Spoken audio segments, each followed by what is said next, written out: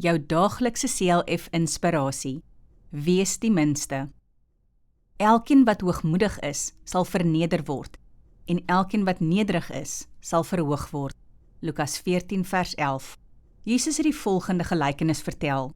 Wanneer iemand jou uitnooi na 'n troue, moet jy nie in die voorste plek gaan sit nie.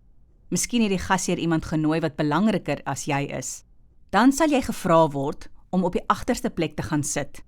Dit sal dan vir jou 'n verleentheid wees. Jesus sê dat jy liewer van die begin af agterlangs moet gaan sit. As die gasheer jou dan vra om voor te kom sit, sal jy goed voel. Jesus het dit vertel om ons te leer om altyd die minste te wees. Die Here sien raak as ons nederig is en onsself nie belangriker as ander mense ag nie. Al het jy miskien eendag 'n belangrike werk, wees goed vir hulle wat vir jou werk. Soos Jesus gesê het, elkeen wat nederig is, sal verhoog word.